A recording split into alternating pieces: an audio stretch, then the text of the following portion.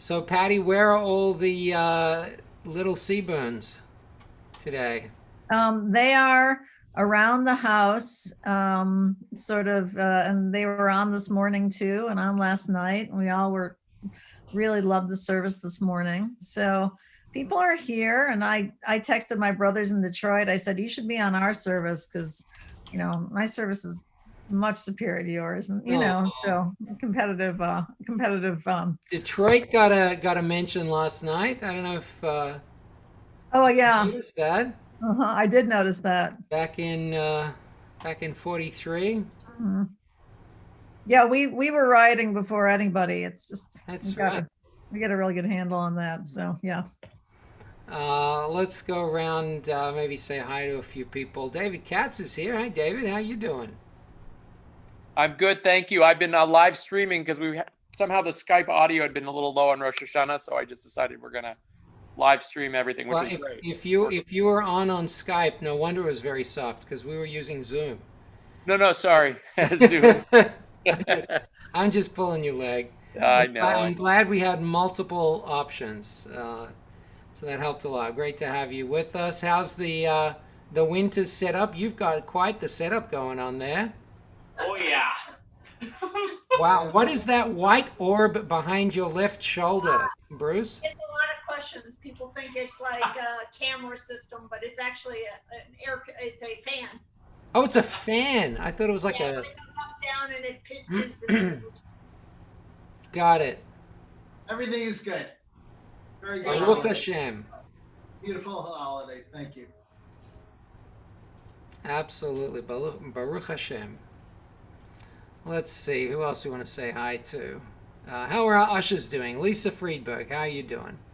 I'm doing great, Rabbi. A fabulous sermon this morning. The Uh, whole service, the choir, the cantors, Rabbi Miriam, everybody was just terrific. Thank you so very much. Thank you. Did you have many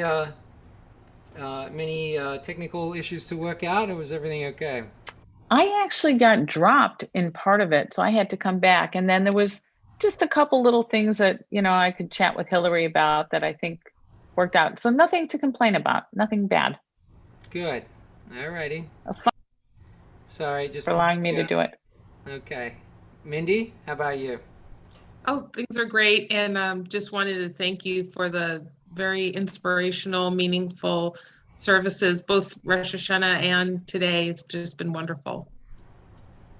Thank you. That's terrific. Well, it's a great team to be part of. So welcome everyone. It is 1:30. We're going to start our Shiurim. We have two Shiurim, one beginning right now with me and Patty. Patty and I have to speak correctly with our professor here.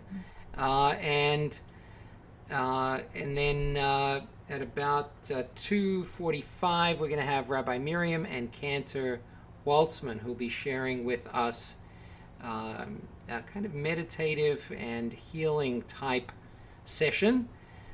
So that'll be a little different. So I want to kick off by asking the question, for those who haven't seen the title of today's shiur, what is the traditional reading in the afternoon on Yom Kippur? Traditional reading in the afternoon, not the Torah reading, but the reading from elsewhere in the Tanakh. Who wants to raise their hand and I'll unmute you? Okay, Cheryl, it's the Sunny and Cher show. Hi, Sunny. Hi there. It's the story of Jonah. That's right, it's the story of Jonah. Would someone like to summarize the story of Jonah for us? Just the big blocks of the story. Kind of dredging it out. We've all heard the story. Here, Rob Greenfield. God speaks to Jonah and gives him a task that he needs to go to the people of Nineveh and tell them that if they don't change their ways, they're going to be in big trouble. Jonah really doesn't want to do that task, and so he winds up going on a ship. During the ship, there's a tremendous storm. They blame on Jonah because they're all praying to their gods, all the other soldiers. And they say to Jonah, you need to pray to your God to have the storm go away. And Jonah doesn't do it. He's thrown overboard. because he'd rather die. He gets swallowed up by a whale. He lives there for 3 days. The whale spits him onto shore. He can't escape his past. And so he goes to the people of Nineveh and he delivers God's proclamation, and they change their ways. And on the way back, he's very thirsty and he's getting an extremist because of the heat. And God allows a shroud or a plant to grow over him for shade. And then the plant dies, and Jonah is mourning the plant. And then, should I give away the last thing?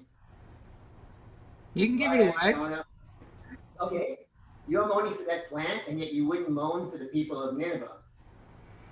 So, wow, Rob, I think everyone should give you a round of applause. Everyone, a round of applause for a comprehensive summary put on the spot right there. That was not prepared. It was not, you didn't know that was coming. So, Jonah is, the story of Jonah is quite an interesting one. We think of it as a kid's story, but it's quite complex. We see in Jonah the example of a prophet who is able to do what most prophets can't, which is succeed, right? He succeeds. The folks listen to him. And what's his reaction? He's not real happy about it. He demonstrates what could be summarized as the prophet's dilemma. If you are asked by God to prophesy the doom of people unless they heed the call, if they don't listen and they're doomed, then you failed as a prophet. If they do listen and they change, then everyone thinks you were a kook and that they were never gonna be doomed in the first place. So that's, in loose terms, what it means to have the prophet's dilemma. What I'd like to do today, we're breaking this up into two parts. The first part is to talk about Jonah, and the second part is to delve into a poem that Patty is going to present to us that kind of wrestles with some of these issues as well. In order to explore Jonah, I'm going to defer to one of my teachers, who is the head of the rabbinical school at Hebrew Union College, Devorah Weisberg. She is a professor of Talmud and was my thesis advisor when I was at rabbinical school. And she has prepared a teaching that is done in honor of the memory of another great teacher at Hebrew Union College, Aaron Penkin, who died tragically in a plane crash just over a year ago.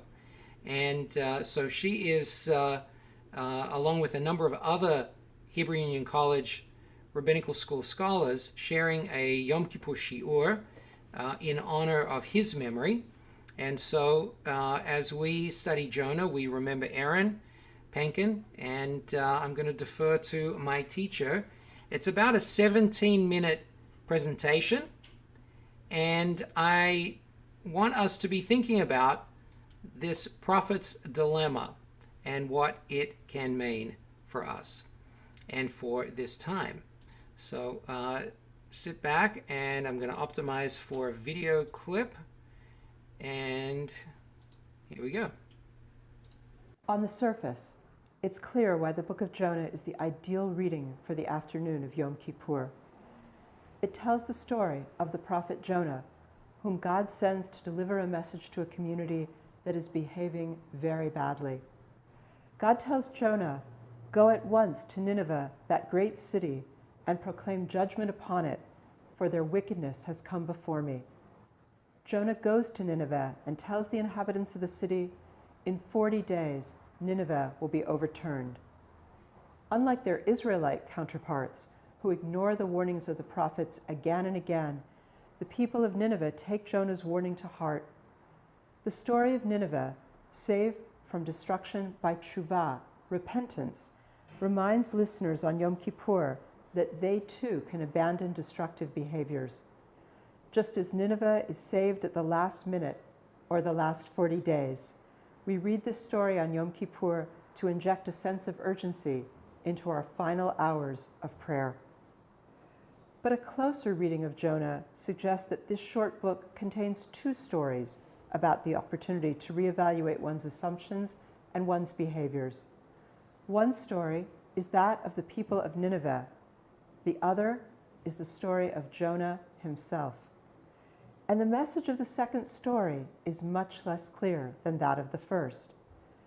Jonah too behaves in ways that displease God. But unlike the people of Nineveh, Jonah does not show signs of remorse or growth.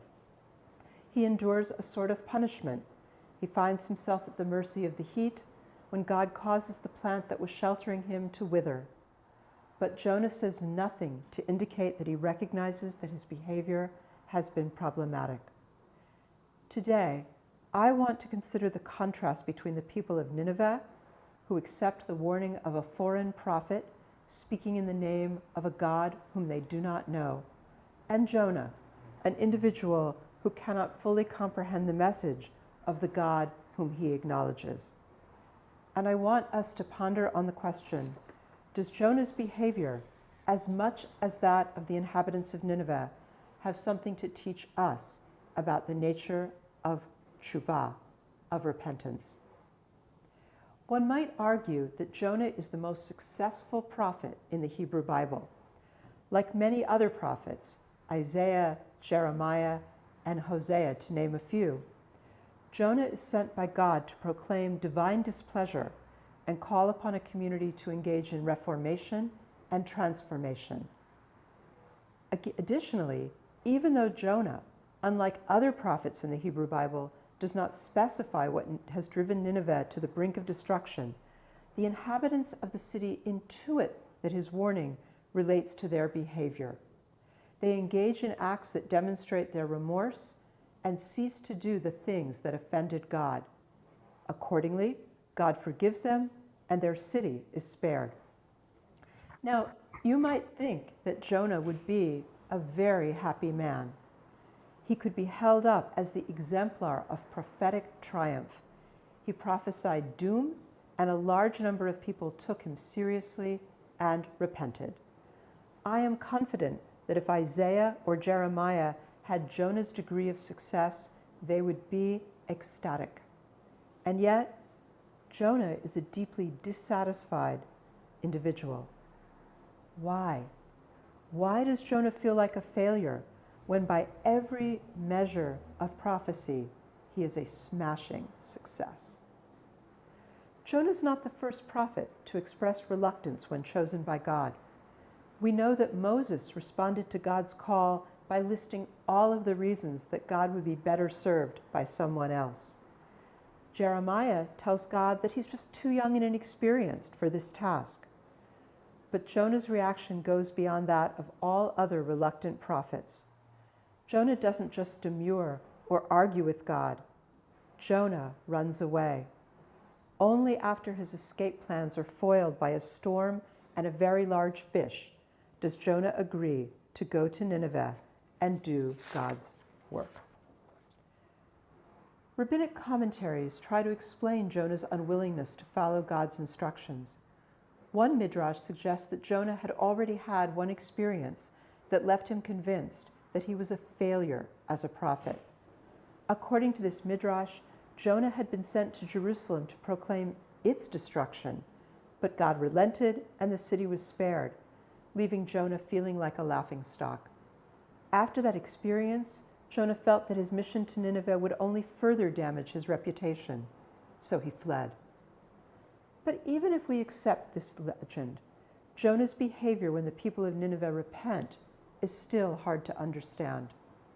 If, as he later claims, Jonah knows that what God truly wants is not Nineveh's destruction, but its transformation, why is he so miserable when that transformation is achieved?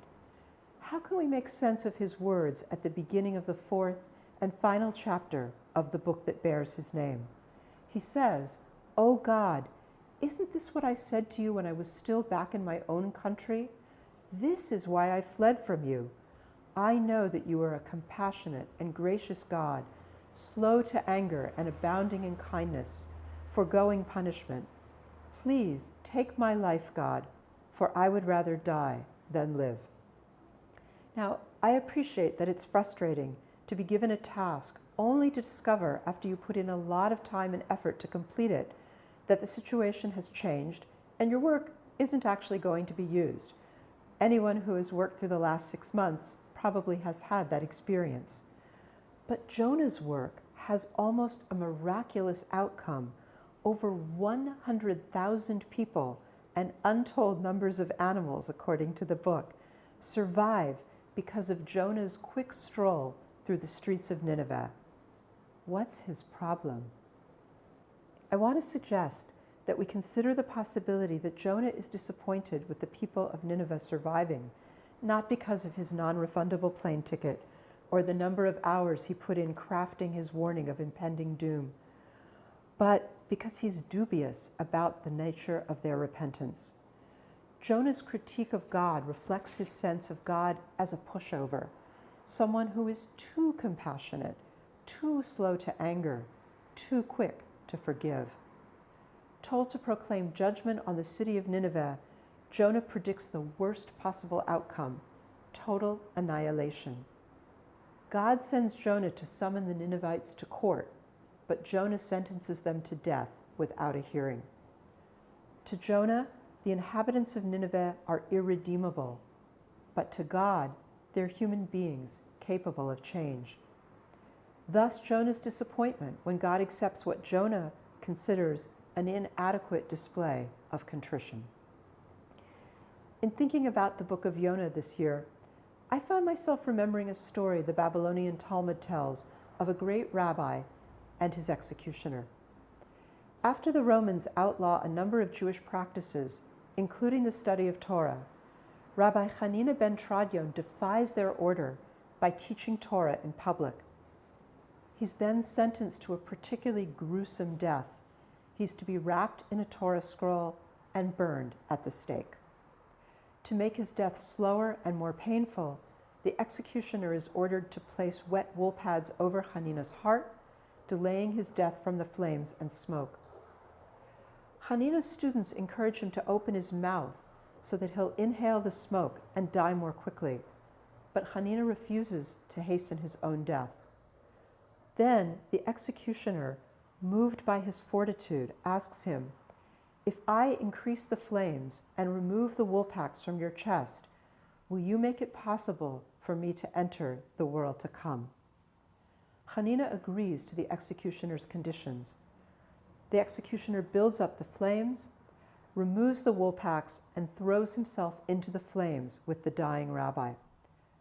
Both men die, and a voice from heaven proclaims, "Rabbi Hanina Bentradion and the executioner have been summoned to the world to come." When Rabbi Judah the Patriarch hears this story, he weeps and says, "There are those who acquire their place in the world to come in a moment, while others earn it over many, many years." Why does Judah the Patriarch weep? The story of Hanina Bentradion's death might make anyone cry, but Judah seems more troubled by the juxtaposition of Hanina's fate and that of his executioner. The contrast between these two men's lives, Hanina's spent in a study and teaching of Torah, and the executioner's spent torturing and killing people, is stark, and yet their fate is the same, a place in the world to come. What does it mean, wonders Judah, that some people are rewarded only after a lifetime of service to God, while others receive exactly the same reward for a single decent act? Is this fair? Should one kind impulse carry the same weight as years of steadfast righteousness? If this is the reaction of Judah the Patriarch to a man who acts courageously, hastening the death of a person being tortured at the cost of his own life, imagine what's going through Jonah's mind as he stands at the gates of Nineveh. We don't know what characterized the evil doings of the people of Nineveh. We only know that it was enough for God to take note of their wickedness. As with the story of Sodom and Gomorrah, the Torah leaves it to the reader to imagine what made the Ninevites especially wicked, such that God would contemplate destroying them. An illustrated version of the story of Jonah that we used to read to our kids shows the people of Nineveh acting violently towards each other, hitting each other, being unkind to animals, and pulling flowers out of the ground. Any preschooler could see that they were not nice people. Jonah offers his warning confident that the people of Nineveh are truly wicked and deserve to be destroyed. When they repent and God relents and allows them to live, Jonah is dismayed. Why should their horrific behavior over the years be discounted because they suddenly see the error of their ways? Why should God treat their fasting, their sackcloth and ashes, their prayers and promises to be better as a greater indication of their true nature than all their previous evil? This question might explain Jonah's unhappiness. At first glance, his grievance looks like a complaint about wasted time and effort. What was the point of sending him on a long journey to Nineveh if his prophecy was not to be fulfilled? But that doesn't make sense. God never sends people to prophesy doom and destruction just to give those prophets the satisfaction of being right. The task of a prophet is to deliver a warning with the hope that it triggers a change in behavior. Jonah's grievance is not simply a complaint about working conditions. It's a critique of God's compassion, a complaint about God's willingness to accept tshuva, repentance, at face value, God's faith in the ability of people to change, and particularly to change radically and rapidly. I would guess that each of us at some moment in our lives has echoed Jonah's irritation and Judah the Patriarch's angst at the apparent unfairness of life. We know that change is a slow process for some and a piece of cake for others. We accept that some people give up cigarettes cold turkey, while others take time and considerable effort to stop smoking. We know that some people work hard for years to reach their financial goals, while others win the lottery or inherit wealth. But like Jonah, I think we're particularly suspicious when people whose past behavior has been very ugly say that they've seen the light, are remorseful, and have turned over a new leaf. We often experience such protestations and conversions as superficial, and we voice our suspicions that we're being asked to forgive people without adequate evidence of substantial change. Like Jonah, we wonder if the powers that be are too forgiving, too easily swayed, too compassionate. Where is Jonah at the end of the book that bears his name? With his mission accomplished, he leaves Nineveh, but he stays close enough to see what would happen to the city. It's uncomfortably hot, and God provides a plant to give Jonah shade. But the next day, God sends a wind to wither the plant, leaving Jonah exposed, hot, and miserable, until he asks again to die. And God responds with these words: "You cared about the plant, which you did not work for and which you did not grow, which appeared overnight and perished overnight. Should I, God, not care about Nineveh, that great city, in which there are more than 120,000 people and a great many beasts?" The ending to the book raises the possibility that the journey on which God sends Jonah has two purposes. It is intended first to give the people of Nineveh the opportunity to realize their mistakes, to repent and to change, and in that sense, it's successful.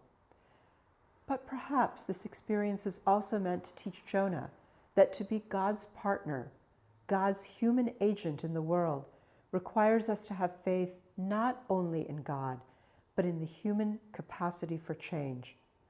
Jonah traveled to Nineveh secure in his belief in a compassionate God, but he didn't believe in the potential of the inhabitants of Nineveh. Judah the Patriarch had no difficulty believing that Hanina Bentradion, a fellow rabbi, had earned a place in the world to come through years of dedication to Torah, culminating in martyrdom, but he had trouble believing that a Roman executioner could overcome years of heinous behavior through an act of kindness. The story of Jonah ends on a question mark. the reader is left wondering if Jonah was able to hear and absorb God's rebuke. Perhaps the author of the book of Jonah hoped the audience would reflect on their own assumptions about tshuva and compassion. What would it mean for each of us to embrace the capacity of human beings to truly change? If we believed that friends and family members with whom we've fallen out were truly remorseful, could we mend broken relationships? If we could see past a remark or an email that wounded us years ago, could we move forward? This year, the book of Jonah calls us to decide whom do we want to learn from and who do we want to take as our model this year? Do we want to be like the inhabitants of Nineveh, who were able to see both their problematic behavior and their potential to walk away from destructive patterns to embrace a better future? Can we embrace the possibility of repentance?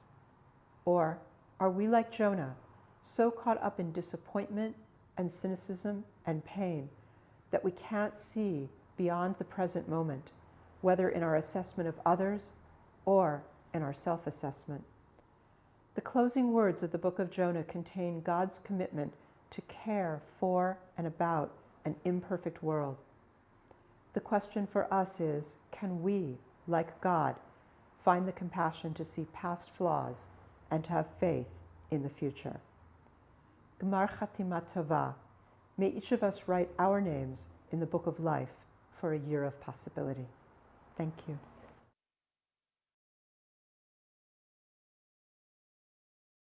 Okay.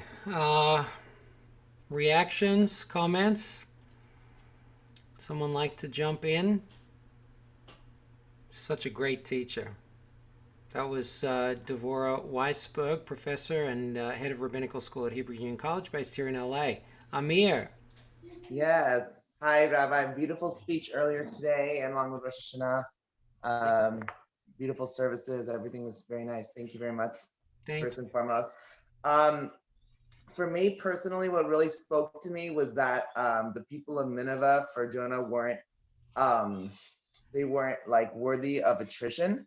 And I never really thought about that yeah, they didn't truly repent for their sins. And he doesn't really feel like, because of his past experiences, like our past experience mold us, that he was really the one to heed to God's calling. And so for me, that really spoke to me the most, and how we can, learn to change, to be open and to be open to repentance is really what spoke to me the most about her Devar, and how we can be blocked in our cynicism, or we can be open to change. And I think that's really important as we face the new year. So absolutely. Thank you, Amir. Other comments? Looking for either physically or virtually raised hands. I know one thing that resonated, she didn't touch on it, but this kind of increasingly black and white view of individuals that's reflected in cancel culture, that certain individuals have been disallowed on certain campuses or in certain environments because one thing they did or something they said or someone they associated with, rather than looking at the entirety of someone. Patty, have you noticed that in the world of academia, that there's a kind of level of purity and lack of nuance when it comes to people? Yes, but I don't think cancel culture. I think occasionally it's what you're talking about when somebody had done something, years ago or decades ago. But I think, and that's kind of trotted out. For me on the campus, cancel culture is really more about just somebody holding an opinion other than who the powers that be at that moment, be it the funding, entity or the department that wants to bring them the organization. It's just a matter of a different opinion. So it's interesting. I mean, those entities want, there's no forgiveness possible because it's just a matter of differing opinions. I agree with you though, that occasionally when it is because somebody held a difficult, held a challenging view at some point or said something that we should forgive. I mean, look, Jesse Jackson famously, his famous, remark about Town in the early 80s, I mean, that was a rough one, for those of us who remember that. And, but he went on to have, quite a, an important career and role and, as a spokesperson and a leader. And, ultimately we had to look back and say that was a moment in time, and we can either hold him utterly accountable forever for that, or we can allow him to, we can grant forgiveness. And, I do think it's important to be able to do that. But I'll tell you, I struggle with this a little bit, because I remember what one of my kids' kindergarten teachers said. She said, I can tell in kindergarten what they're going to be like for the rest of their lives. Her name was Mrs. Carew. I liked Mrs. Carew, actually. She was about to retire. Maybe that was why she was a little bit cantankerous, but she would say, I can call it, and, knowing some of those kids from age 5 to 18, I wouldn't say she was entirely wrong. Like she really felt like the die was cast at that point. So I'm not saying I agree with that, but I do think, the possibility for change is, yeah. People are fixed, is what you're saying. Thought, Okay. Anyone else want to raise a comment here before we switch? Okay, I'm going to take numbers. We've got Eileen, Sandra, and Rob, and Mark Ike, and then I think we're going to switch over to poetry. Eileen. Well, I'm just thinking about Donald Trump, and can he change? And ladies and gentlemen, this is a 501c3 religious organization. We don't make any specific claims about any particular candidates. Oh, okay. I'm sorry, but just the landscape we have right now. How do we? That's okay. I'm just, just making sure that you're speaking as an individual on your own behalf. I am. I just don't. Perhaps we could say, what are the chances that any politician or leader can change? That's a great question. Okay. It's all to ponder. Thank you, Eileen. Sandra Chakmak's box has disappeared from my screen. Is Sandra there? Sandra, wave to us, or if Hillary can. Oh, there she is. There you are. How's the cocktail today? It's actually quite a few people, considering there's a lockdown there. It's beautiful. I forgot my mask, but I'm going back to the house. What I loved her story. What always has bothered me is when people tell this story, is that you're equating a life of somebody who has done miserable things to a life of somebody who has done wonderful teachings and trying to be good. And so they live with their own lives in the present. They aren't happy people, the people that do such hardships on others. And so even though in the end God may forgive, I think that's terrific. They still have this whole life of sorrow that I think we need to note. Thank you. That's a great point. Thank you, Sandra. Rob, and then Mark Ike. My observation over and over again is when we read either from Torah or Haftorah or Torah study, you read it and say, I understand the storyline, but the answer is always something so much deeper. I mean, you keep peeling away the layers, there's more layers. And I guess that's why with people in the book, they have so much book and so much commentary, because it was so much I learned from her lecture that I never actually thought of it in that way, but it certainly means a lot. And no matter what age we're living in, it's pertinent as it is today. Absolutely. Thank you, Rob. I just want to point out, Rob is co-chair of Adult Ed. Since we are people of the book, we've started a new program once a month. What's it called, Rob? To do with books. TBY Reads. TBY Reads. So we've got a book coming up in just a few weeks in October. The title is escaping me. Hillary will add it to the chat bar. Hillary, if you can hear us.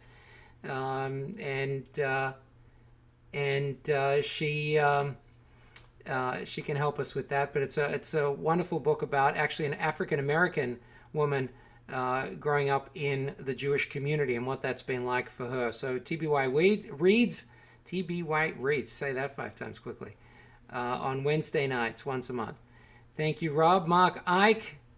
And then I'm going to break my rule. I'm going to take 2 more comments. Grace and David Udis. Color of Love by Mara Gad. Thank you very much. That was Nancy. Mark Ike.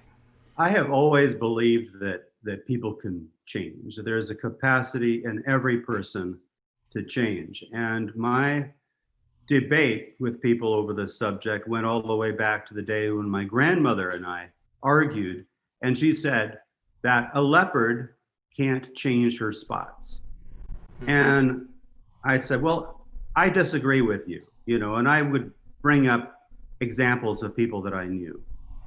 But as going through life, I have found, yeah, maybe we were both a little bit right, because I've seen people who changed very little, but incrementally they made at least enough change to realize that, we can agree to disagree, at least get to that point.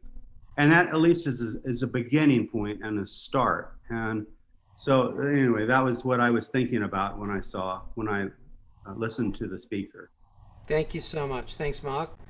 Grace Deutsch and then David Udis, and then we're going to head over back to Professor Patty. Referring to your book group, I just finished The Family Markowitz, and I highly recommend it. Oh, thanks, Grace. Grace is constantly reading. What is it, a book a week or something? Right. Fantastic. Thank you, Grace. David Udis, I did know. Oh, David's got his camera back on. Hi, David. How are you, Rabbi? Thank God. Goodbye, Tov. Same to you, Rabbi, and thank you again for wonderful services. I'm just going to fuse a couple comments I've heard because I've liked them, and I think they go hand in hand. And one was from Professor Seaburn, who I always appreciate her comments, and the other was what Mark Ike just said. They kind of both go together for me. I'm going to take a psychological perspective on this one. Psychological theory tends to teach us that we are who we are, and by about give or take 15 years old, that's it, we're done. That formation, that core of who we are as people, nothing can be done about that because it's really formed. While I think that there is some truth to that, I had a professor who used to say to me, all of the kindergarten geniuses disappear by the first grade. And I think that was a very telling comment. What I think he meant by that is building off of what Mark said. I think there's always the capacity to change. And I think our faith even teaches us that. There is always the opportunity to learn and to develop. And that's something that I think is really important I take away from the story. And I think just to buttress what you're saying, David, I think that it takes effort to change. It takes effort to take that 15 or 25 or 35 or 55-year-old and shift. If we don't take on the spiritual exercise of looking at our actions and reviewing our approach to life and try to shift it, the default is to stay the same. Engagement, commitment, absolutely, Rabbi. So thank you very much for that. Great. Can I point out that you do mind control as a profession? Is that okay? Mind control? How about that? You could put that on your business card, right? I like that, Rabbi. Great service. Thanks, David. Okay, Patty Seaburn. Yes. Take it away. Well, I actually just wanted to respond a little bit for one sec to something that David had said. It said that, that if we are essentially who we are by 15, but then, the famous architect Mies van der Rohe said, God is in the details. So apparently there's got to be some room for fringe, some room for change in there. Rabbi Gersh asked me I had sent him a poem, as I occasionally do.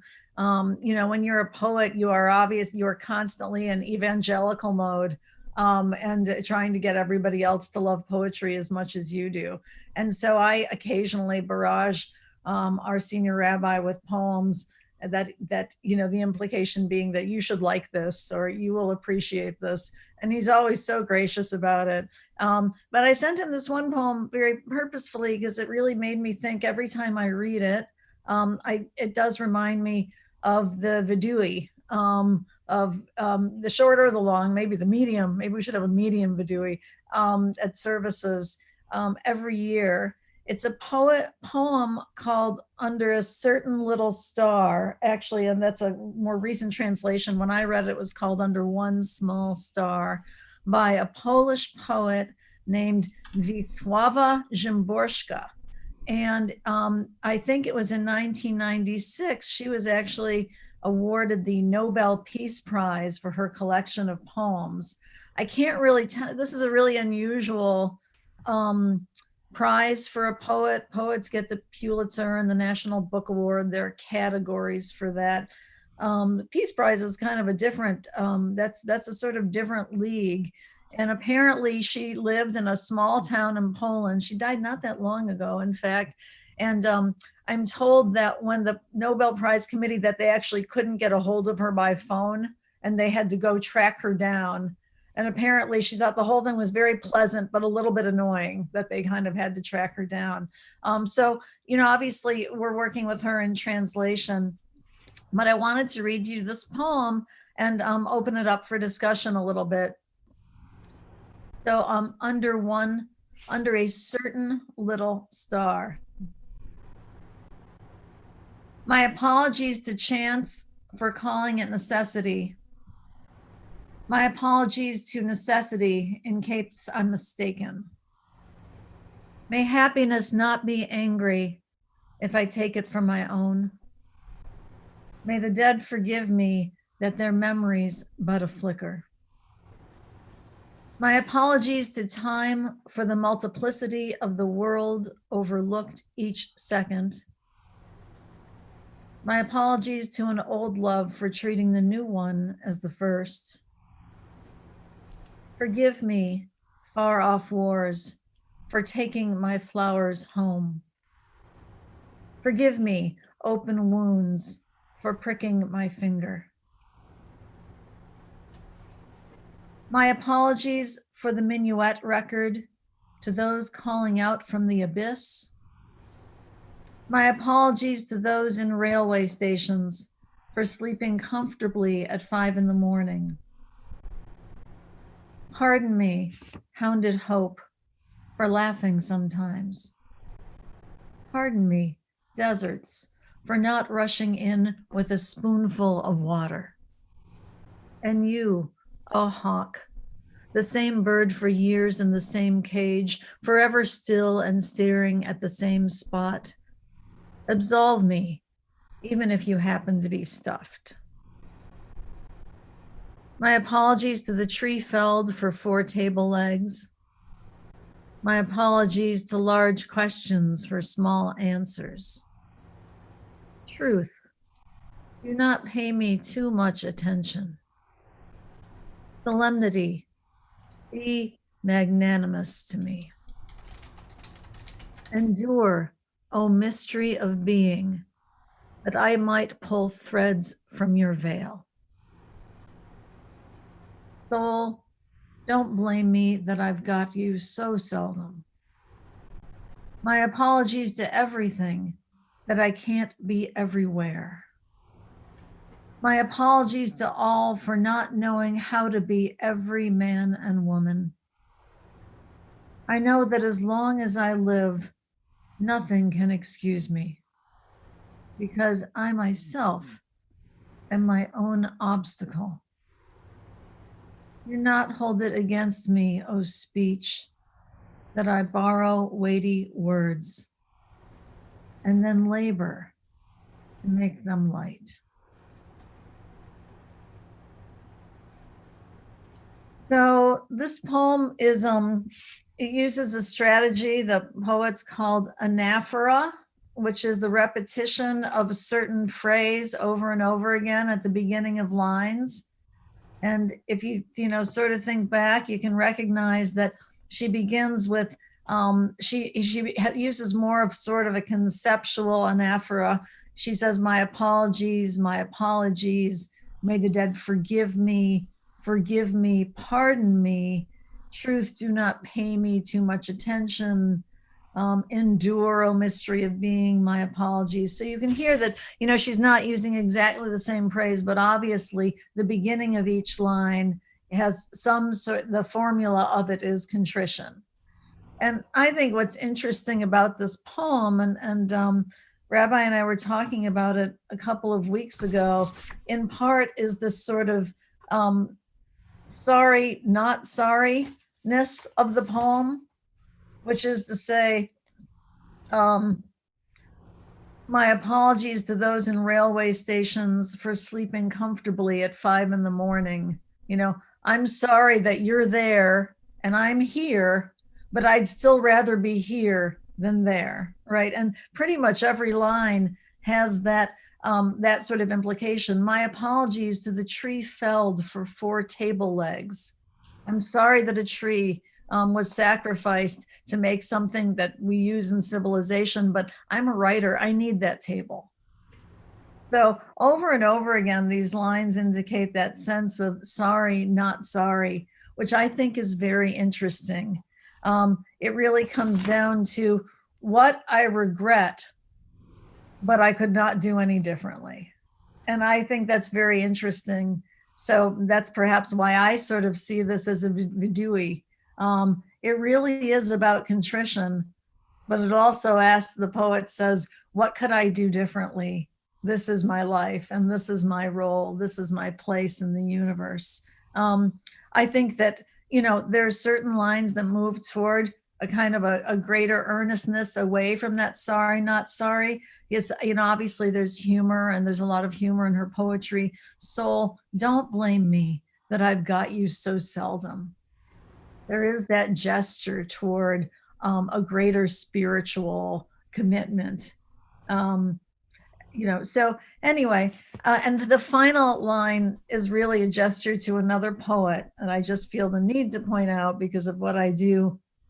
Do not hold it against me, O speech, that I borrow weighty words, then labor to make them light.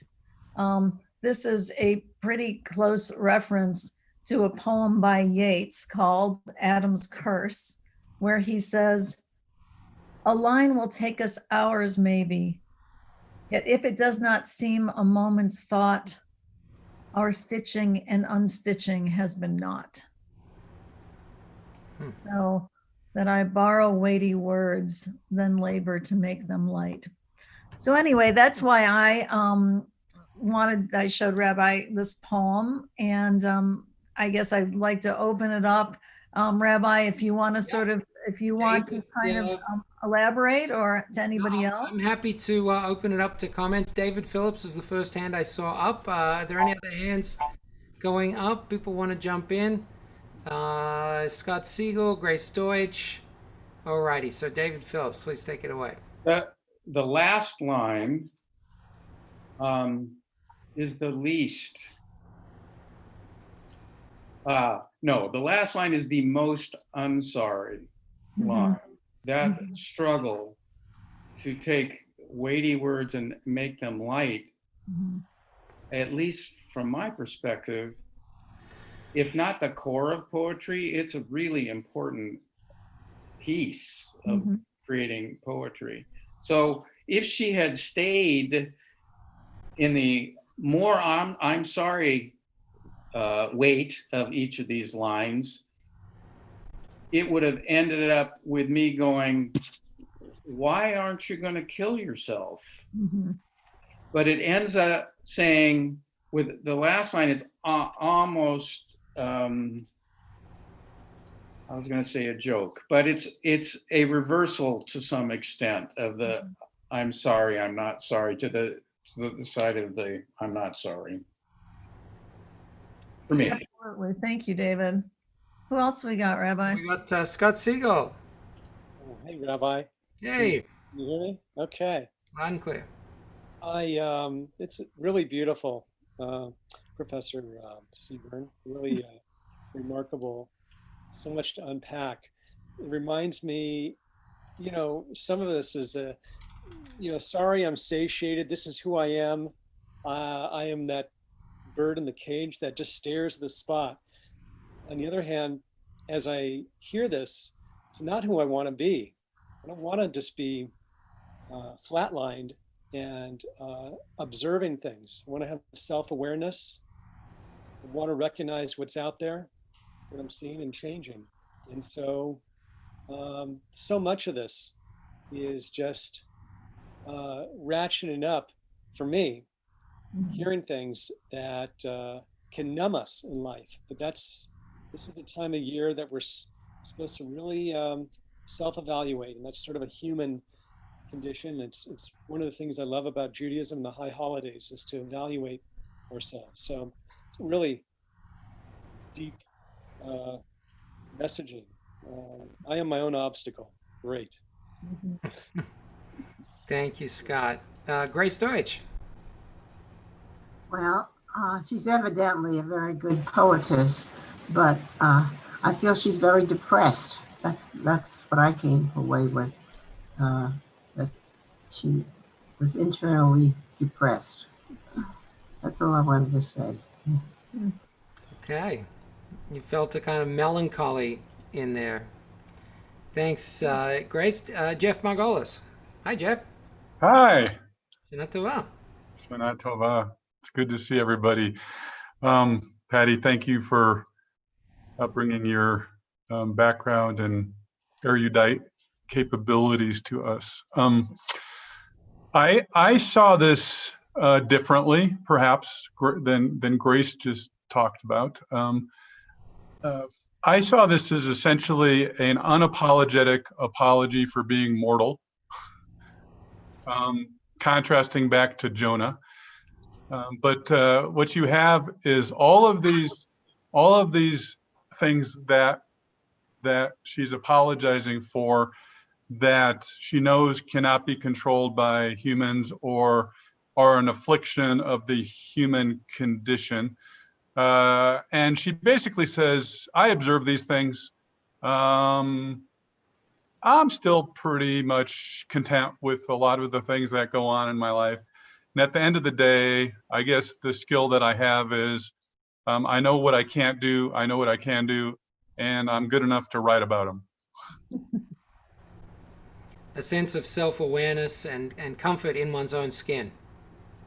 I think so. She seemed really comfortable to me. Nice. Other reactions? Marla? Hi. I think I see it a little differently also. To me, it was a little, I've made a note here, because some of it seems to be a little bit like counting one's blessings and being grateful for it. The ability to have a comfortable bed to sleep in and all that. But an awareness that not everyone has that, an awareness that she's not always paying attention to all of the details and the things that are problematic, but also in the end that she has the opportunity to change.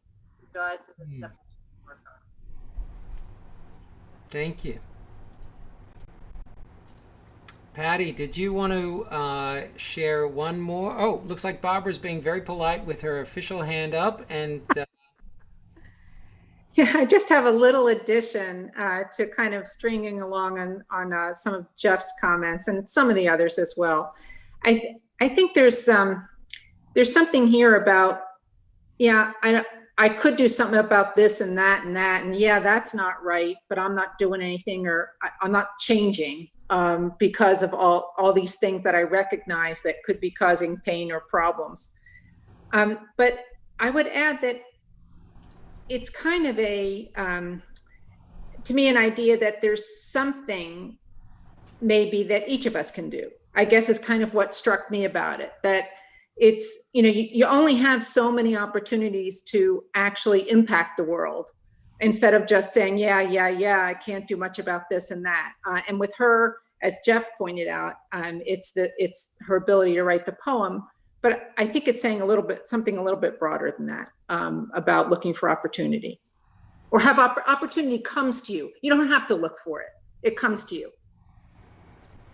thank you. Teresa McQueen, Esnava. From Barbara, but I always feel like when I listen to NPR for any length of time, I get overwhelmed because I feel like, how can I possibly care about all of this? It's too overwhelming for me. And I take comfort in the words that she wrote, in that it's kind of the same thing. It's like an acknowledgement of the fact that, you know, while we can see and we can be aware, we can only take on so much.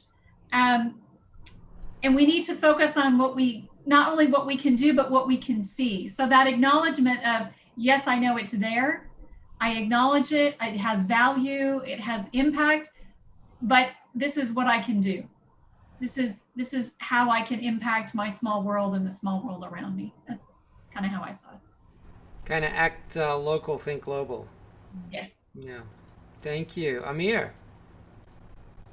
Yeah, I'm just going to echo what they said, that you know, we can feel overwhelmed by like all the craziness in the world, and but being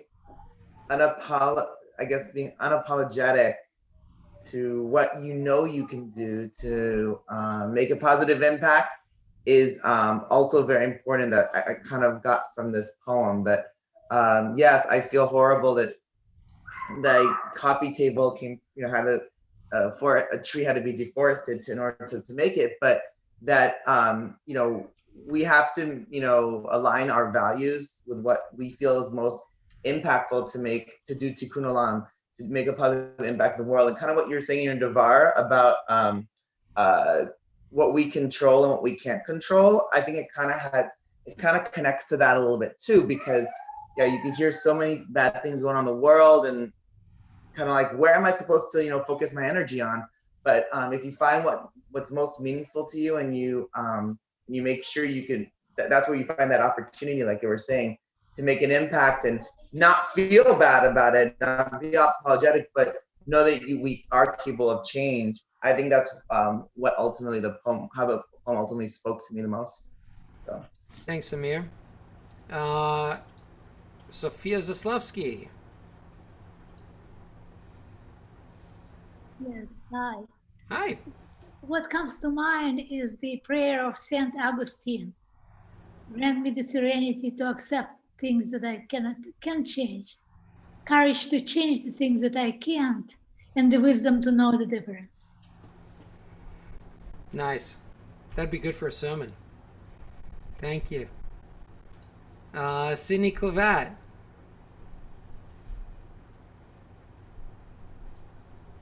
Just need to accept the unmute. There we go. What I heard was Steve Martin, well, excuse me, a form of contrition, meaning I want to apologize for something, but I don't really need to, because everything I do is fine. And I'm sorry you don't like what I'm doing, but that's the way things are. Excuse me. You know, there's kind of an emotion that I feel like is not being mentioned, but may have a role in all of this. I don't want to open up too much of a can of worms, because we're starting to run out of time. But there's a German word that comes to mind, Schadenfreude. This kind of pleasure that one experiences from witnessing the failure or troubles of others. And perhaps what we're wrestling with, and Jonah was wrestling with, is kind of the opposite of Schadenfreude, which is, you know, when you're anticipating the downfall of others, rather than seeing that downfall, seeing them succeed, how does that switch play out internally? And you know, I think there's something very human about that we all struggle with at some level. You know, it goes back to Cain and Abel, and Cain not being able to understand why his offering didn't receive God's pleasure, yet Abel did. Something in there. Those Germans have some interesting words for those kinds of emotions. Patty, you want to say a couple of things to wrap up, or maybe there's another poem you want to share to end? I could share this poem, but you won't see it. Can people just listen, like commit to listening? Can we do that? Yes. Oh, by the way, Jeff and Debbie have said that they would like you to send letter grades to everyone for their comments. I'm very comfortable doing that. I think that sounds great. It's just because Jeff knows he's going to get an A, so he's not worried. He's not worried about other people's grade, right? Well, he's going to get an A, but Jeff, if you don't get an A, you're going to call the teacher, right? Well, there's that. I know people on this. I can see pictures of people I know get better grades than I do on this. In Temple Bat Yahm, you can't really be above average. So this will just take. I'm going to read a poem. I asked Rabbi Gersh if I could do this, and he said yes. This is a poem that I wrote, and it was my second book that was inspired by Szymborska's poem. And you'll hear it's also an apology poem. I'll read it a little bit faster. It's called Manifesto of Regret and Acceptance. I apologize for being late. I meant to get here yesterday in time to say what he said. My affection for meaning should not affect you. Dreams are a precipice, a cliff, though I lament that it means something to you who don't mean. I apologize for guilt and feigning guilt, the mea culpa I don't mean. I apologize for Latin, a language dead as dead can be. It killed the ancient Romans and now it's killing me. Quoth my father, may he rest in peace, wherever peace may be. It's not where he was buried at 8 Mile Road in Woodward near the Michigan State Fairgrounds, and Latin did not kill him. I apologize for death, for introducing death who sews his numbers into cuffs and hems in case we need to call. I apologize for never having clapped, for thinking maybe Tinkerbell should die, so small. For asking if less is more than what is more, by definition more than less, though what will last is anybody's guess. I have suspicions. Who are you? You are anybody too, so frail. I won't apologize for my parents, and you shouldn't either. You didn't make them that way. Like Larkin said, their parents did. The same goes if credit is due. I won't apologize for being a Jew. All we did was jettison some excess gods, perfect the allegory, build a temple, build another with a wailing wall, and on occasion wail when the wall reads its messages and calls all too often for grief. I won't apologize for awe, though it's difficult to carry and refuses to fly, even harnessed through the air, which near the ocean is fit for lungs of gods, filtered through a parliament of urchins. I apologize for some belief in God, at least enough that bouts of doubt are departures. Such convictions do not keep me from irony parties at which cookies shaped like stars are served and beverages are bittersweet. I apologize for fear, fire, fanfare, for ire, air, desire, for flies, lambs, limbs, and all the others sacrificed with no wine to wash them down. We can't hide time's keys forever. Eventually, space will wake up. No, now, I meant to get here yesterday, before the proclamation, admission, petition, so I could make one myself. Wow. So thank you all for letting me read that. Wow. I was following, it's really sort of a good and bad idea to be inspired by a Nobel Peace Prize winning poet. It sets the bar a little high, but you got to go for it, right? Wow, that's beautiful. Thank you. Very powerful. But I want to thank you all for, listening and talking about poetry. I always think it's a good thing to do on Yom Kippur, and I'm so grateful that Rabbi Gersh to have sort of a partner in crime about that. It's really pleasure is all mine. Thank you, Professor Seaburn, for bringing us your learning and wisdom and insight. And thank you for everyone for your fabulous comments. You all get an A. Jeff gets an A+. Any grade inflation there, Rabbi? Maybe a little. He's just such a nice guy. What can I do? We have a few minutes between the end of this session and the beginning of the next one. Rabbi Miriam, would you like to give us a quick like a trailer, a quick headline of what we're looking forward to at 2:45? Well, so Cantor Waltzman is joining me. I felt that this year I needed a little bit more time for reflection and returning to my center. So she's bringing us some beautiful music, and we will be doing a little bit of study of Psalms. So the poetry study will continue at 2:45, along with some guided meditation and other reflective moments. If you fall asleep, I will not hold it against you, but hopefully we will return to our souls. So we're actually going to keep the Zoom call open. We'll put some relaxing music in the background, and if you want to just leave it open and come back in 10 minutes or so for the next shiur, and we will be keeping this line open all the way through the end of Yizkor beginning at 4 o'clock. So if you want to stretch your legs or get a breather, that's okay. And we'll see you back here in about 10 minutes. Thank you, everyone. All the best.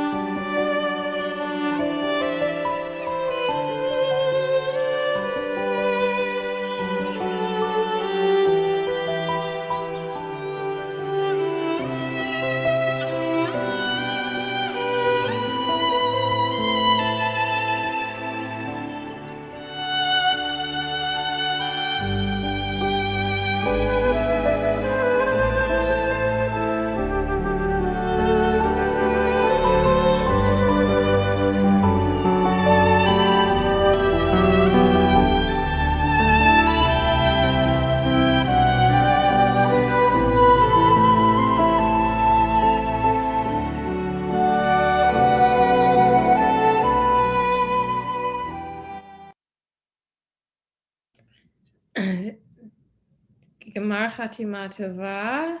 Hello, welcome back. I see a lot of screens off, so I know many of you are taking a break. And it is almost 2:45, so we're about to start. So this is your invitation to come back. I hope you enjoyed that musical interlude to lead us perfectly into our next shiur, our next study session. So with me is Cantor Waltzman. Cantor Waltzman, can you turn on your video and give a wave? Yes. Hello, there we are. So we are just going to get started and jump into this. During services, twice a day, if we were to attend services every day, which I know none of us do since I know we don't offer it, and I never have in my entire life. So except for on holy days, we would recite the Shema. And some people also recite it as we go to bed. I do it with my children. It's a moment, it's an invitation. So we're going to share the Shema a little differently with you, and I invite you to close your eyes. Do not feel like you need to turn on your video already. You're welcome to leave it on or turn it off, because this is our piece of the shiur that is guided meditation. So whatever you need to do to feel safe in your own space, to feel connected and quiet, get in that place and do what you need to do. No judgment, to participate in our shiur via Zoom.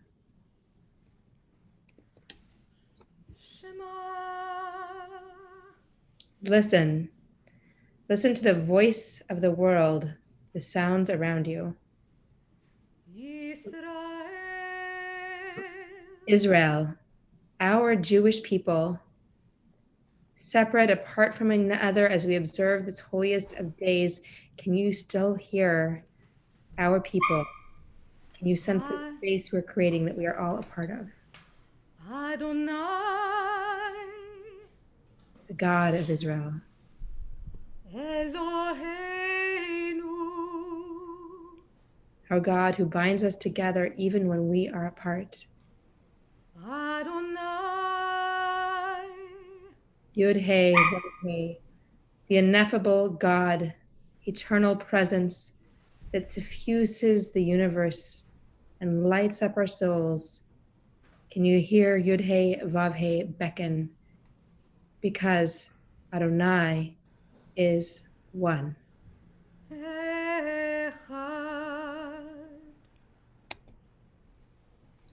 Let's come back for a moment. If you turned off your video, I invite you to turn it back on when you're ready to rejoin us. Would anyone like to share how that experience was? A little bit new to us, where your mind or soul is in this moment?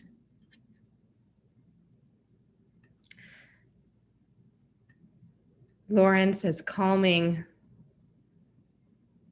Grace. Yeah, it was very relaxing mentally and physically, and it gave me a spiritual feeling. That's our objective today. Thank you, Grace. Would anyone else like to share? If you have more moments to share, this whole shiur is about going from a place of brokenness to wholeness, from darkness to light. And a natural part of our tradition about that journey are the Psalms. So we're going to spend a little bit of time with a couple Psalms, and I'm going to actually put the document in the chat so that if you are so inclined, you can actually go and visit this document. Give me a moment. As we study this together, I'll make this decision whether or not to do some private study, but I think for a moment, here they are. I'm going to bring the first one up, and I just want to invite you to sit with it for a moment. And as you read it, here it is. It's Psalm, oops, let's go to the top. So we're going to start with Psalm 13, which is more of an emphasis, I think, on despair than on hope, although both are in here. So I invite you to take a moment, time to read it. I'm going to make it a little bit bigger. And as you go through it, stop.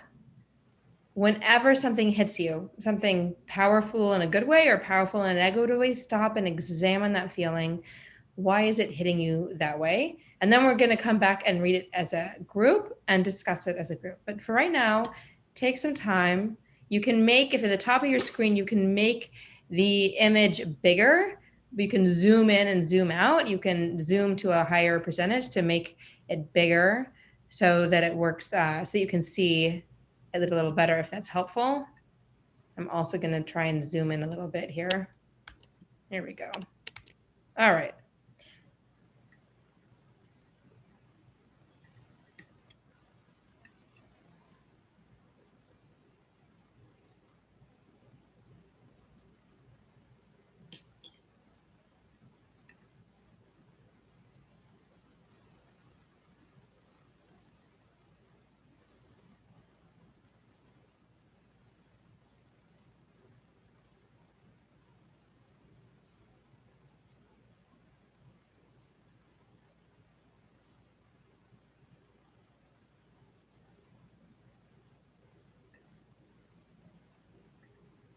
Okay.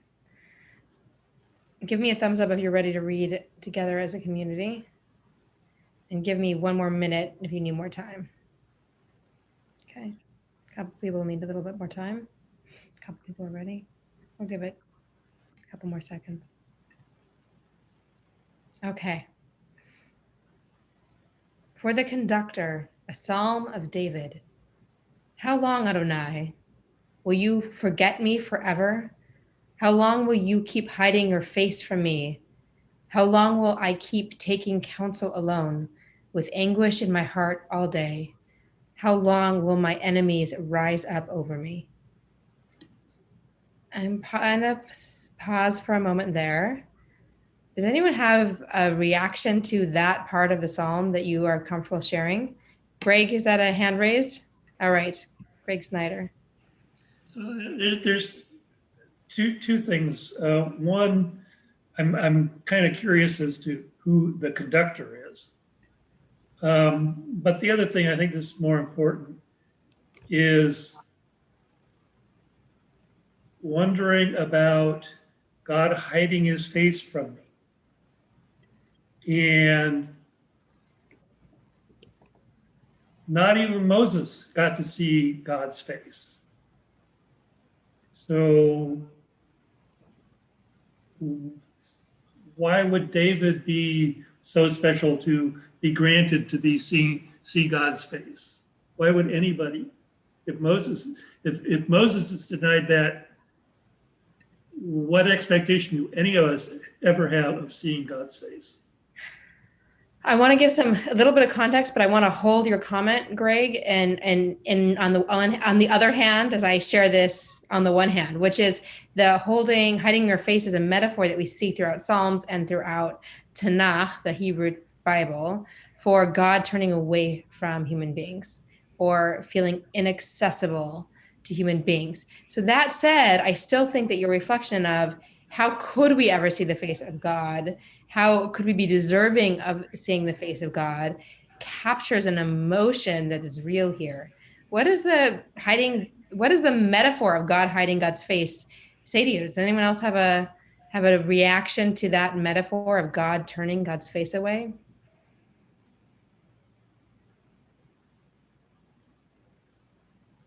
Mark. You're gonna have to unmute. It reminds me of in different cultures when there's a solar eclipse and the moon passes in between the sun and the earth and there's darkness, and many people panic when that happens. They're not familiar with it. It's a change in their world in a very, very powerful sense. It brings on a very powerful emotion. And that's the metaphor that I see for that. There's an intimacy here in this metaphor of face to face, that if we feel the flip side is feeling God's presence is we're face to face with God. And as Greg pointed out, that the only person who came face to face with God was Moses. So, but yet there's this really personal relationship with God. And when God's absence is if God's turned God's back to us. So any other thoughts before we continue? Yes, Sophia. What comes to mind is the three benedictions of Torah when it says turn God's countenance towards us, which implies blessings. Mm-hmm. And right. Yes. Debbie. Oh, I think we double unmuted. Go ahead, try and see if you can mute. You're still muted. Try again. I'm going to ask you to unmute one more time. Who needs assistance? Debbie Margolis. We were muted for a moment, and then I think try hitting. Oh, there you go. Yes, we got it. What struck me about that first reading was the word forever. It's so permanent. It just struck me as overwhelming. So overwhelming. So what words might we use to describe the state of emotion of the psalmist?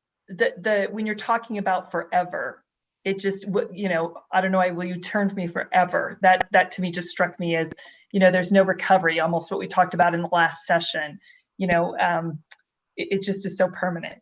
Mm-hmm. And so I would hope that nothing was ever forever. I hope that there's always a movement and there's opportunities to grow and opportunities to change and go to a different level. Right. And yet the experience of, actually, you've already all read the Psalm, so you know that that's not where the Psalm ends. But at the beginning, is this real sense of doubt that this psalmist will ever come out, this person will ever come out of this emotional abyss. Any other words? I just threw out a bunch of them. Any other words you want to use to describe this state of emotion of the poet, the psalmist? Oh, all right, we don't see any other hands going up, so we're going to continue. But I do want to remind us where we are in this place of despair, of loneliness. It's an existential loneliness with God turning God's face away and a fear of being alone forever. So we're going to go back to sharing the screen and continue with our poem. If you're following along on Google, you can continue to do that. And I'm just going to continue to read. Look down, respond to me, Adonai, my God. Splash light in my eyes, lest I sleep with death, lest my enemy say, I have overpowered this one, lest my oppressors rejoice when I stumble. Okay, so now there's something kind of almost negotiating going on. What did any of you figure out what this deal the poet's trying to make with God?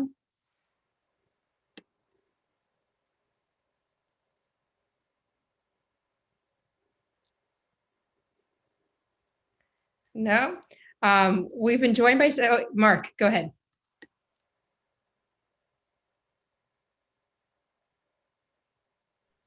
There you go. It reminds me of in Exodus when Israel is in the wilderness, in the desert, and people are saying, do we want these other peoples to see us defeated out here? After you've taken us all the way out here, are we going to die in the desert? That's what it reminds me of.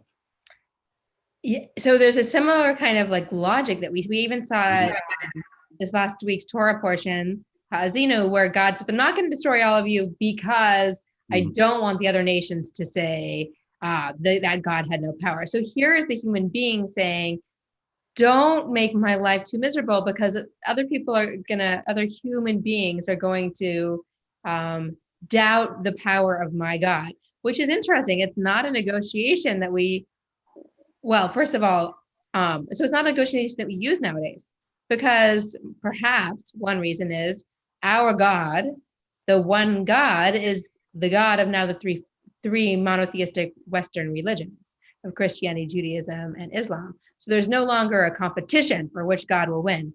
But there's also something else going on here, which is, I think, hints at the place that the poet is in a place of great fear and great loss.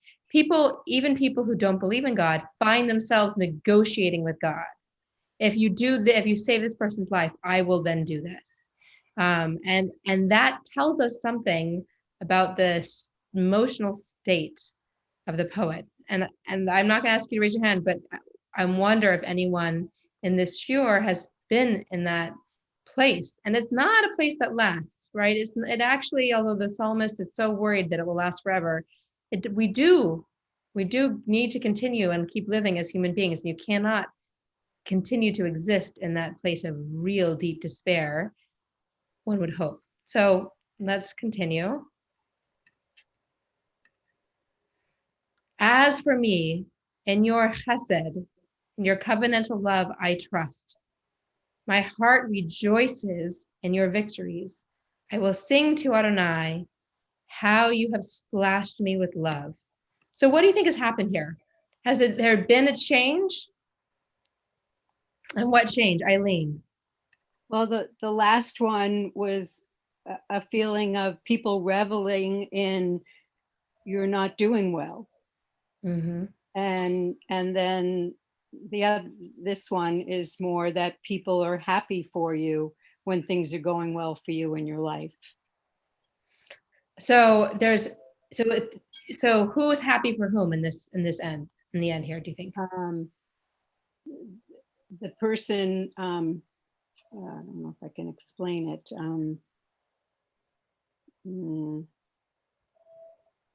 I don't remember what the psalm was now. Okay, but I think I might actually have a sense of where what I'm talking about. Yeah, let me try and say and see if I have this right. In the beginning, this person is totally isolated and alone, and we see that reflected in this sense of isolation from God. And at the end, there is this celebration, and the celebration that kind of implies celebrating with other people. The feeling of loneliness is gone. Is that what you're saying? Yes. Okay. So what has happened? And I do want to raise the question, has something happened? Has something real changed in this poet's life? What do you think? Can you guys hear me? Okay, good. I think it might be your internet connection, Amir. Hope you can rejoin us. Susan Phillips, Mom. Maybe the psalmist heard him or herself. Say more. Sometimes when I go into despair, I suddenly hear myself doing that and I go, what are you doing? Let's look at this a little bit differently. So one way to interpret this poem, this psalm, is that the psalmist was in a place of despair and all that changed was the attitude. Right. So that is one way to read what's going on here. Does anyone else have a different read or a different take? And you can use the hand raising function in the participants as well as raising your hand. Greg Snyder. So in the beginning, there's this despair of not seeing God's face. At the end, I think there's an acceptance of not seeing God's face, but feeling God's presence, feeling God's love. So it may not be exactly what I was looking for in the beginning, mm-hmm. but I feel your presence. Yeah. And that is why I brought us the psalm. David, you got a thumbs up on that from Ellen Cervantes, by the way, Greg. All right, David. Wait, Greg, you go ahead. Yeah, I'm still curious as to who this is addressed to. Who is the conductor? I don't understand that. Great question. There's some historical answers, but again, it's a poem which invites us in. So David Phillips. I don't have it in front of me, but still, to me, it seems like there's a change in attitude, but it seems abrupt, and I don't know what motivated the change in attitude. To me, the whole psalm rotates around this sudden change. It implies that because there's this appeal to God that says, help me because otherwise you're going to make yourself look bad. And then suddenly he's helped. But somehow that's not a satisfying reason for the abrupt change to me. Did anyone else have that issue? Maybe. Yeah, so it's a very concise psalm. Some of our psalms are very long. This one is not. And you have it's kind of a 3 parts that you named, Abba, which are this despair, and then a request for help, and then a trust and a sense of joy and being helped. Go ahead, Mark. I think for me, when I look at that and I see the word chesed, has almost a magical quality to it of being able to change. And it has to do with God's loving kindness.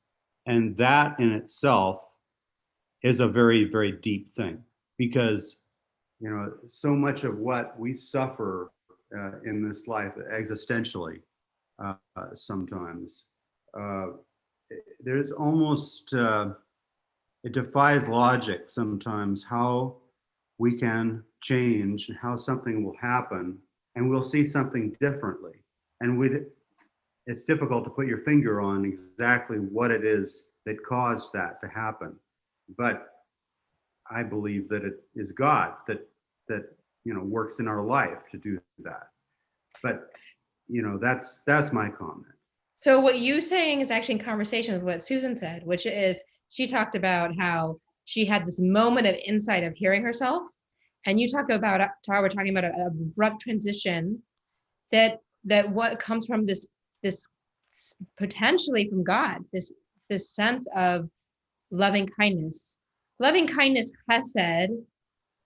When we've seen this kind of repeated in the High Holy Days in our liturgy, that the sense that love connects, and feeling that lack is a real source of disconnect. So almost the psalmist is saying, I am going to trust in that chesed, in that love being there, and then I will experience it. It's an interesting kind of suggestion that I'm reading into the psalm here. Chesed itself, this word chesed, so I'm going to screen share again, bring us back to this poem. This is a translation by Rabbi Richard Levy, who was teacher to both Rabbi Gersh and me. He's actually a mentor for me, really influential in my own personal practice of Judaism. And he makes a very interesting translation here. So he translates chesed as covenantal love. And I actually put the chesed back into the translation. So I know some of you actually know what chesed is, but he leaves the word chesed out and translates chesed as covenantal love, because he identifies the times that it appears, particularly in connection with the word which chasidav, which is the word where God's pious ones, chasidav, which is where you can hear chasidim, the Hasidic Jews, comes from that phrase. It also comes from the word chesed. So God's pious ones, those who are attached to God, are the ones who are connected to God's loving kindness.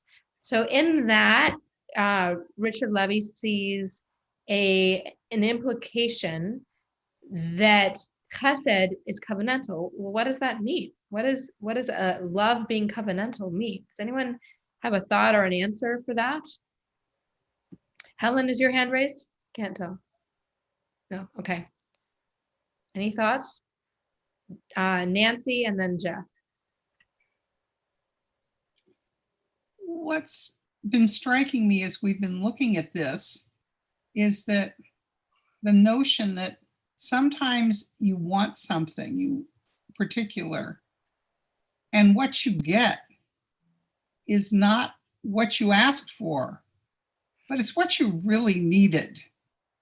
And so when we talk about Hesed and covenantal love, it's, to me, it's a very personal relationship that you may develop with God based on this dialogue you might have. But I was really struck with that concept of, yeah, this is what I want. And that was not what I wanted, God. What's going on here? But it turned out that it was the right thing. So there's something really intimate in this. And it's not exactly a promise, but it kind of is. So you remind me, Nancy, my children, when they misbehave, I have adopted my mom's method, which is to take the rock song, "You Can't Always Get What You Want," and just sing that to them, which is great because they then crack up and it brings humor into the moment, but you can't always get what you want. You get what you need. So great. Jeff Margolis.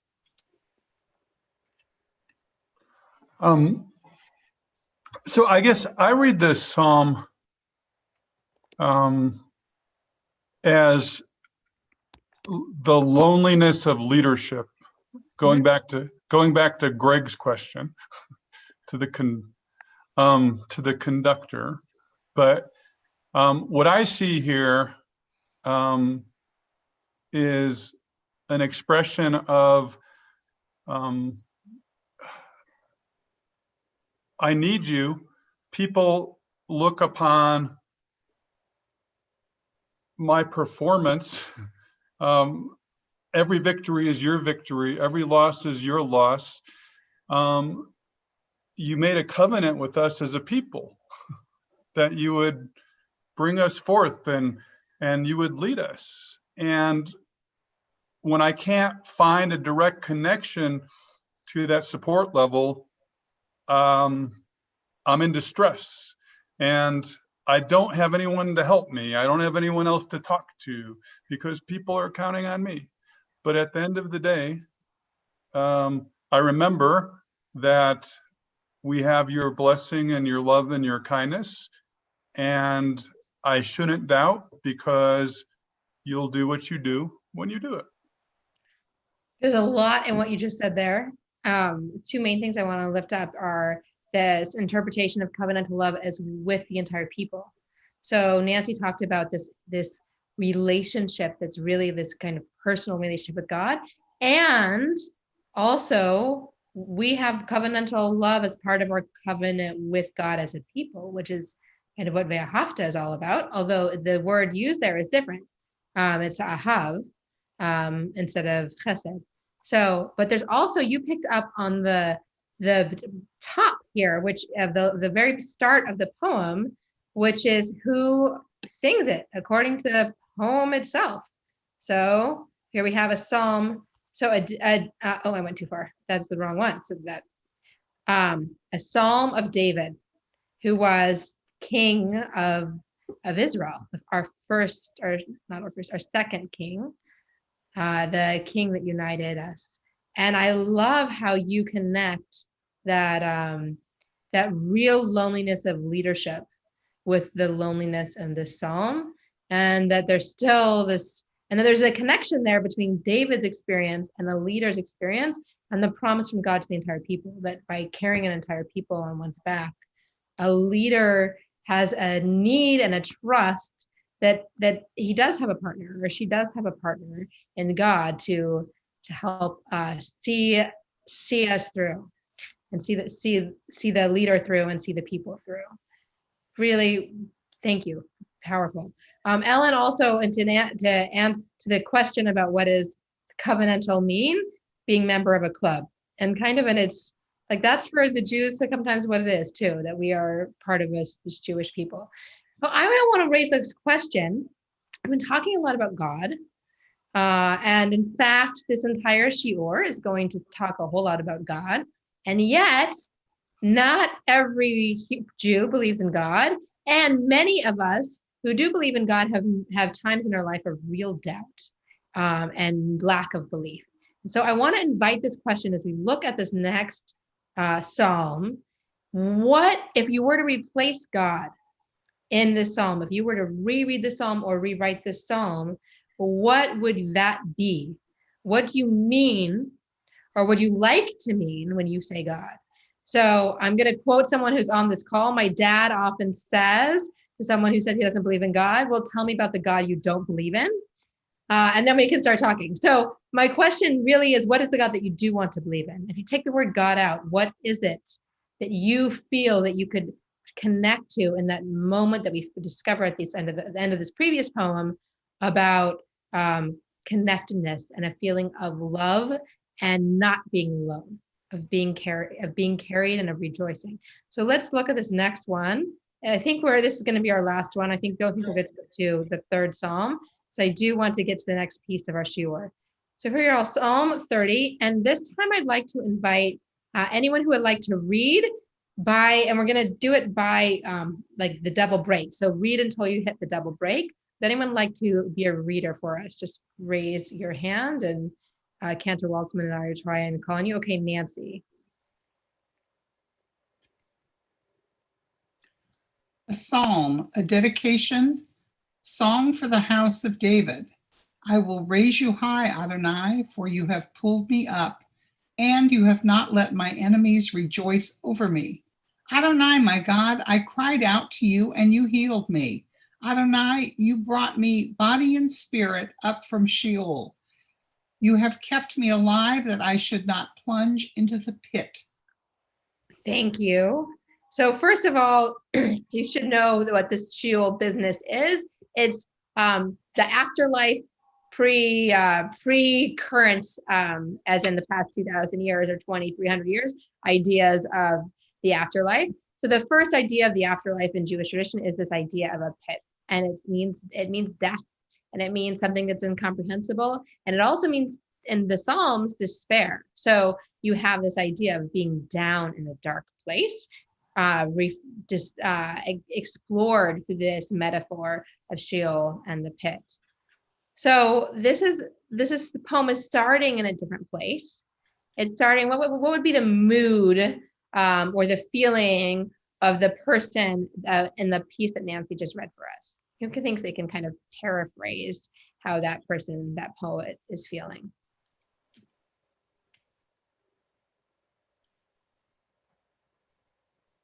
Amir? Hi, beautiful Psalms. I would say they come in a place of more hope, but also acknowledging darkness as well. It felt like the first one, if I could just comment, was like pessimistic, like, we have a covenant, but I don't feel like your presence near me. But I feel like that one kind of shows that he's a little closer. The person writing was a little closer to God, but coming from more of a realistic view, I feel. So great, thank you for that. So there's also, as going back to your first point, there's this poet was in a place of despair and now has gotten to a place of hope.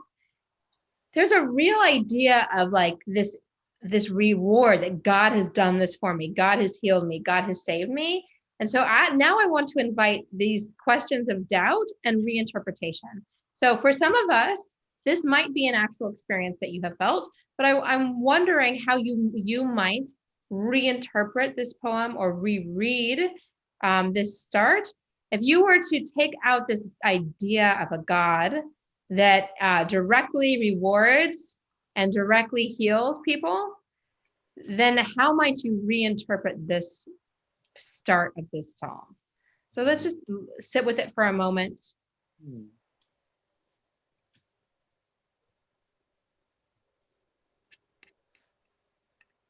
I'm going to leave it up, but would anyone like to share a thought? Jeff.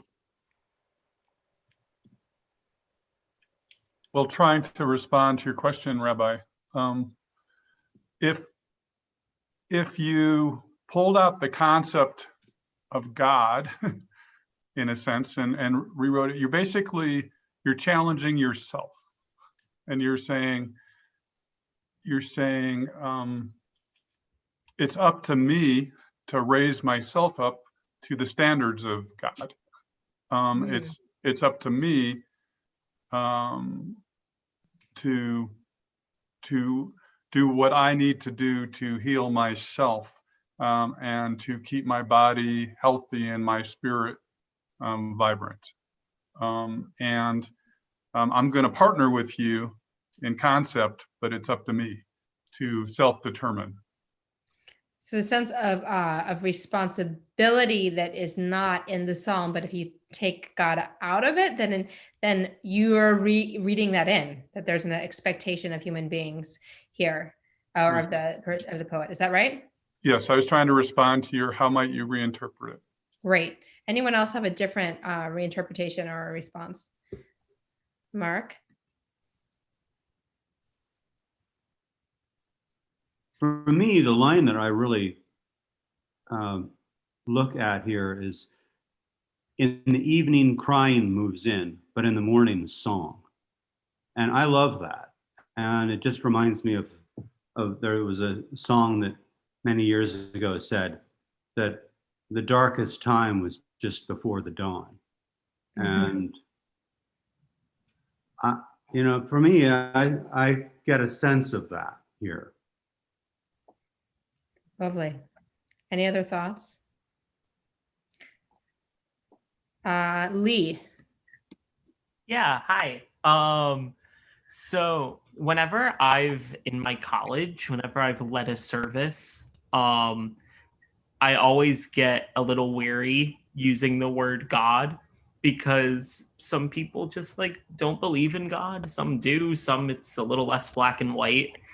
And I don't want to limit and close off the people who don't just straight on believe in God unequivocally. So the terms that I usually use, or at least the one that gives me comfort, is when the word God is mentioned in a prayer or in a psalm or in anything, I'd replace it with whatever is beyond ourselves. Because depending on who you talk to, that can be a very different thing. That can be God, but that can also be nature. That can also be the people around us.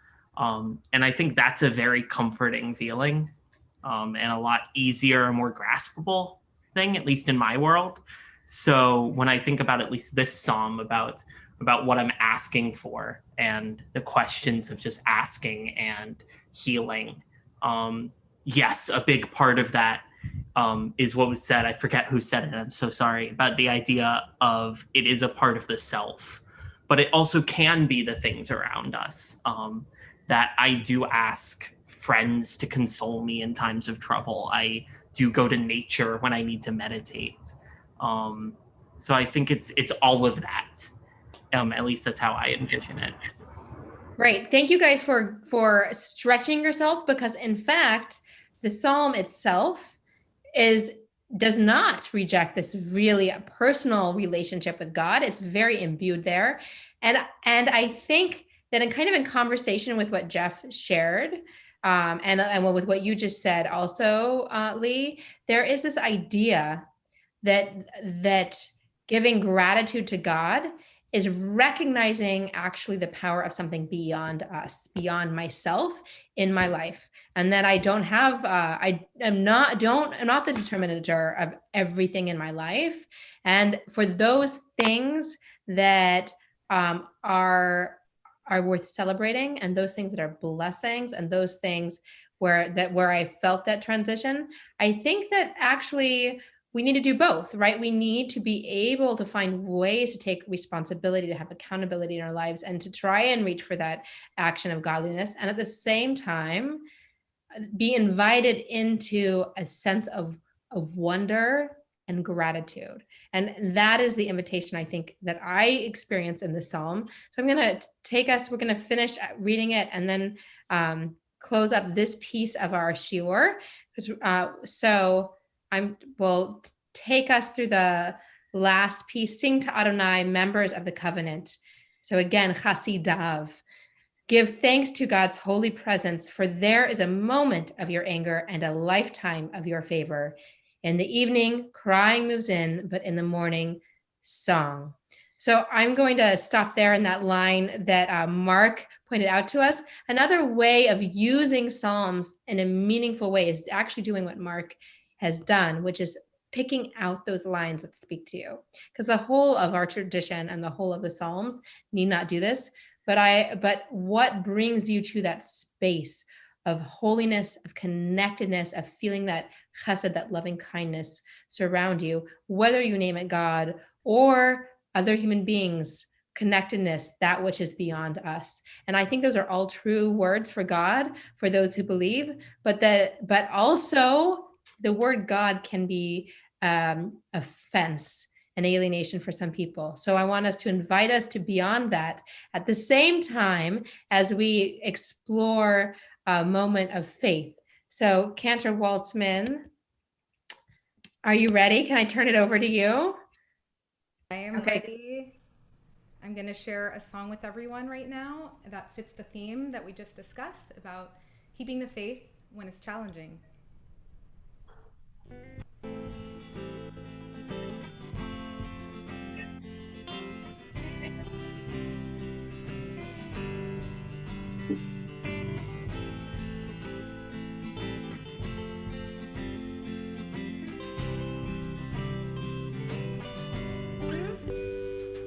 אני מאמין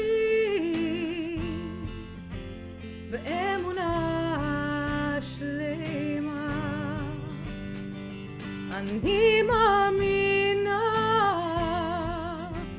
באמונה שלמה. I believe in the sun even when it's not shining. I believe in love, even when there's no one there.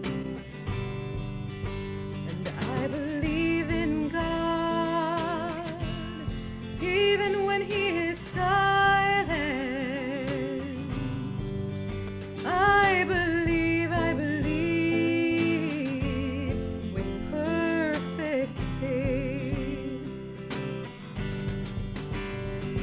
אני מאמין באמונה שלמה, אני מאמינה באמונה שלמה. I believe through any trial there's always a way. But sometimes in this suffering and hopeless despair, my heart cries for shelter, to know someone's there. But a voice rises in me saying, hold on, my child, I'll give you strength, I'll give you hope. Just stay a little while. אני מאמין באמונה שלמה, אני מאמינה באמונה שלמה. May there someday be sunshine, may there someday be happiness, may there someday be love, may there someday be peace, may there someday be sunshine, may there someday be happiness, may there someday be love, may there someday be peace. אני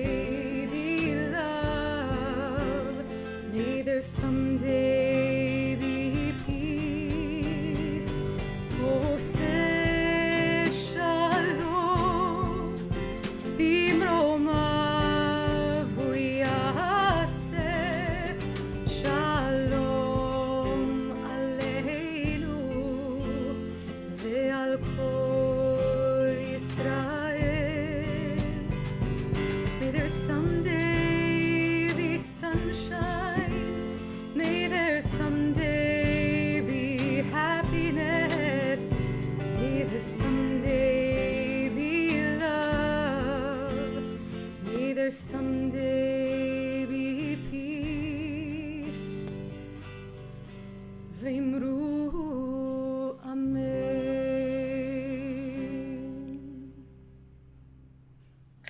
Gemar Hatima Tova. We will reconvene at 4 for Yizkor and 6:30 for Ne'ilah. Thank you guys for joining us. Thank you, Cantor Waltzman. Thank you, Rabbi. Thanks, everyone. You were with me. May this be a year that is that chesed, loving kindness, are sealed on each of our hearts. Amen.